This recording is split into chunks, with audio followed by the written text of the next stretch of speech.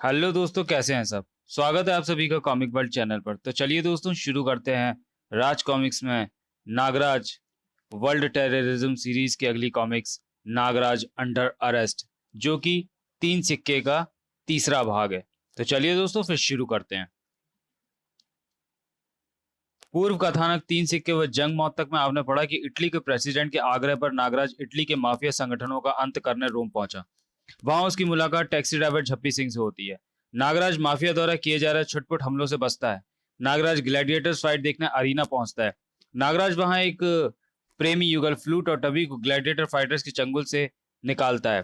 प्रेमी युगल Italy mafia की संतानें हैं। दोनों के पिताओं को जब उनके संबंधों का पता चलता है तो वो उनकी शादी को तैयार हो जाते हैं, मगर माफिया के बाकी सदस्य इस शादी से प्रसन्न नहीं है। अब आगे। भारत की राजधानी दिल्ली हो या इटली की राजधानी रोम, हफ्ता वसूली का धंधा हर जगह रौनक रहता है। गैगली बॉस, ये रहा आपका हफ्ता, और साथ में आपके लिए आपका फेवरेट चिकन बर्गर। ये लो रे, ले लो रे, जल्दी हफ्ता ले लो। गैंगली बॉस, जल्दी किस बात की है, अभी तो धंधे पर निकले हैं। नागराज रोम में है। ये खबर जल्दी के लिए काफी नहीं है क्या? नागराज का नाम लेना जरूरी था क्या? कम से कम चिकन बर्गर तो खाने देता। डैम फूल। वापस कर दो हफ्ता, और बर्गर के पैसे भी दे दो। टर्मिनी रोम रेलवे स्टेशन के बाहर। घबरा मत, हम तेरा सारा सामान उठा लेंगे। बिट्टी, सांप, कहीं ये नागराज का जासूस सांप तो नहीं? सामान वापस करो। सॉरी, गलती हो गई। मैं कुली को बुला देता हूँ। नागराज को इटली का परमानेंट वीजा दिलवाओ। कुछ लोग जिंदगी को मौत का वीजा देने की तैयारी में थे। ऐसा रोम के इतिहास में पहले कभी नहीं हुआ। टूटी कॉपी। रोम की सड़कों से अचानक लोकल गुंडे गायब हो गए हैं। स्टेशन गैंग यहाँ कुलीगिरी कर रहा है। अरीना में नागराज ने जो कमाल किया है, ये उसी का नतीजा है। फ्लूट और टबी में से किसी एक का मरना जरूरी है। हम सोच रहे थे कि लोकल गुंडे हमारा काम कर देंगे, क्योंकि इस काम के लिए मैं अपने फुट सोल्जर्स का इस्तेमाल नहीं करना चाहता। अब कोपो रेजिम को हायर करो, ताकि कोपो रैंक्टो और एंटोनिनो को हम पर शक ना हो। फ्लूट और टबी, अब जल्दी हम एक होंगे। हाँ, सपने हकीकत होंगे। उफ, या तो समय को पंख लग जाए या मुझे। मैं उड़ना चाहती हूँ। I want to fly. तो अपनी आंखें बंद कर लो फ्लूट, अभी बंद ही रखो। हम कहाँ जा रहे हैं? हम कहाँ हैं? अब आंखें खोलो। वाह, ये हमारे सपनों का आकाश नहीं फ्लूट, लेकिन यहां से हम सारे आकाश को अपना बनाते हुए हकीकत को जमीन को हकीकत की जमीन को छू सकते हैं। मैं उड़ रही हूँ, मैं सचमुच उड़ रही हूँ। ये जादू है, ये करिश्मा है। तुमने कहा था ना कि तुम उड़ना चाहती हो, तो मैं तुम्हें यहाँ फ्री फॉल पर पावर जंप के लिए ले आया। घबराना मत, हम जाल पर ही गिरेंगे। जिनके दुश्मनों की तादाद ज्यादा हो, उन्हें ऐसे एडवेंचर्स गेम का हिस्सा नहीं बनना चाहिए। अभी भी मत घबराना फ्लूट, जिंदगी और मौत इंसान के हाथ में नहीं। मौत की कौन सोच रहा है? मेरी जिंदगी तो मेरे हाथ में है। ये हाथ मेरे हाथ से कभी नहीं छूटना चाहिए।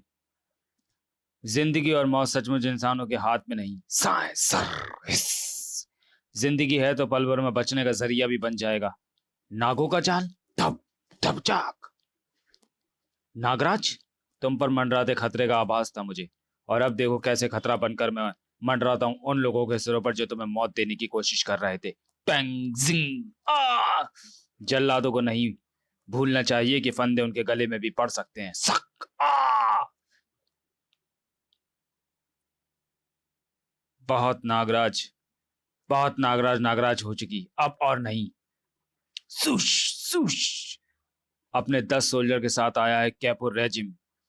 सुश। रोम की चिड़ियाघर में भर्ती कराएंगे अब हम तुझे। नागराज बचो, ये पावर जंपर्स हैं। एक बार बचा लिया, अब नागराज भी नहीं बचा पाएगा तुम्हें। नागराज का सर्प उसे चीरता हुआ निकल गया।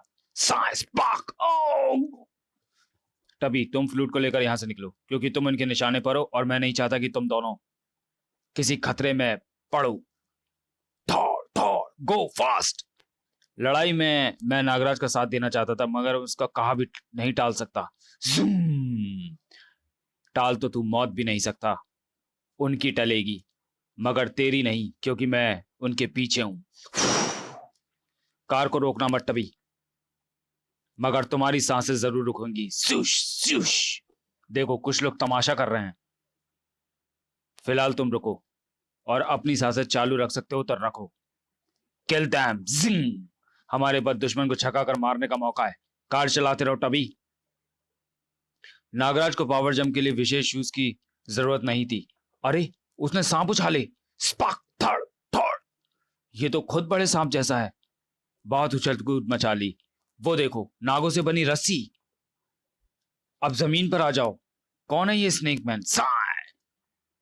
नाग है जहां नागराज है वहां वे सिर्फ नागराज हो सकता है। थड़। Arrest them. ये लोग किसी की जान लेना चाहते थे। हमें पता चल चुका है नागराज, लेकिन पीछे अपराध का और भी बहुत सारा कूड़ा करकट सड़क पर गिरा छोड़ आया हूं। उसे उठवाने के लिए कूड़ा ढोने वाला ट्रक लाना चाहिए था। टबी और फ्लूट नागराज की प्रतीक्षा में थे। नागराज आ गया। क्या आदमी है, सांपों पर सवारी करता है। टबी शरारत से मुस्कुराया। तुम उसकी तारीफ कर रही हो या मेरा हाथ छोड़ रही हो? मरते दम तक तुम्हारा हाथ मेरे हाथ में रहेगा। कार में बैठो। नागराज, मानता हूं कि अरीना की लड़ाई में तुम्हारा पहुंचना मात्र संयोग हो सकता है, मगर एक बार फिर यहां तुम संयोग से नहीं पहुंचे हो। तुमने ठीक कहा। वास्तव में मुझे आशंका थी कि तुम पर दोबारा हमला हो सकता है, इसलिए मैंने अपना एक जासूस सूक्ष्म सा तुम्हारे बालों में छोड़ दिया था। ये देखो, ये बाल जितना ही पतला है। Oh my God. पहले सिर्फ तुम्हें मारने की कोशिश की गई थी टबी, मगर अब तुम दोनों को निशाना बनाया गया है। शायद कोई इस शादी से खफा है। यानी इस बार दुश्मन बदल गए हैं। हमारे प्यारे बच्चों से किसी की क्या दुश्मनी हो सकती है? कोपो रेजिम नागराज द्वारा मार दिया गया है। कोपो कैपो रेजिम को किसने हायर किया था, यह पता करने का अब हमारे पास कोई जरिया नहीं है, मगर इससे तो चिंता बढ़ गई है। सर, शादी के इनविटेशन कार्ड का डिजाइन ओके होकर आ गया है। उसे अंदर भेज दो। तब कार्ड एकदम ओके है। हाँ, काफी खूबसूरत है, लेकिन वेडिंग टबी वेड्स फ्लूट। तुम्हें चिंता हो रही है कि शादी में कोई भारी गड़बड़ हो सकती है। ये चिंता मुझे भी है रैंकटो। इसलिए मैंने सोचा है कि हम शादी को धूमधाम से नहीं करेंगे। तो क्या हमारे बच्चों की शादी गुड्डे गुड़िया की शादी की तरह होगी? नहीं, ऐसा नहीं होगा। शादी के बाद हम शानदार पार्टी देंगे, और इस शादी में केवल हमारे परिवार के लोग ही शामिल होंगे। इसमें एक नाम और शामिल कर लीजिए पापा, नागराज का। नागराज? नागराज?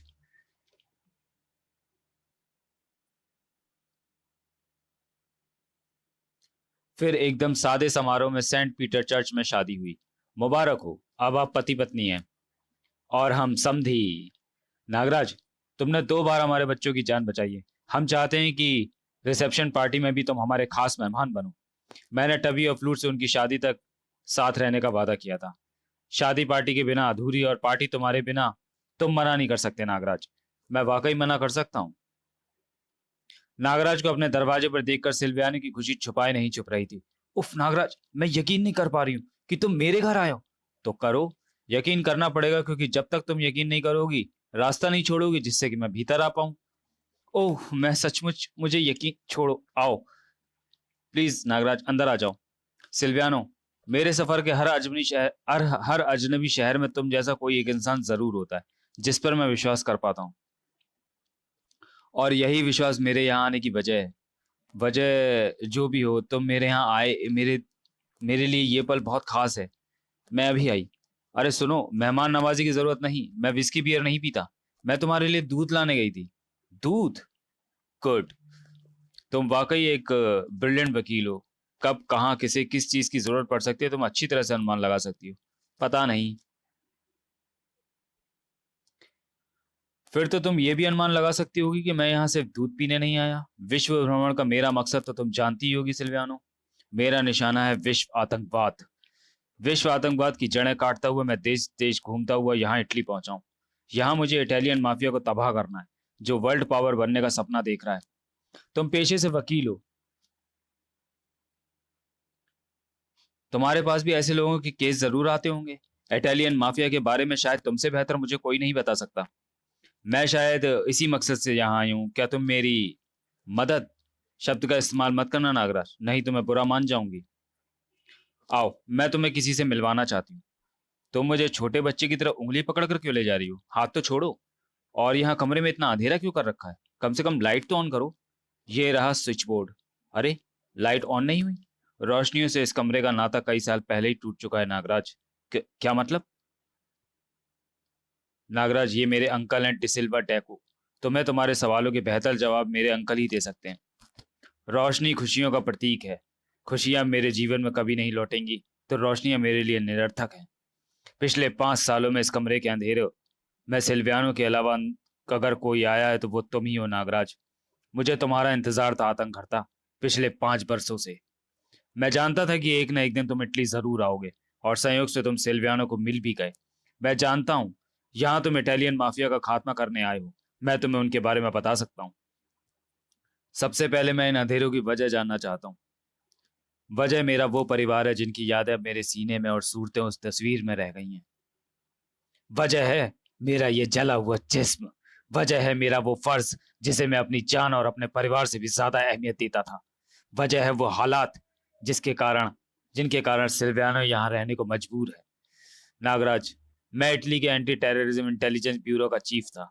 मेरे पास पक्की खबर व सबूत थे कि इटली की माफिया आतंकवादियों के लिए भी काम करता है।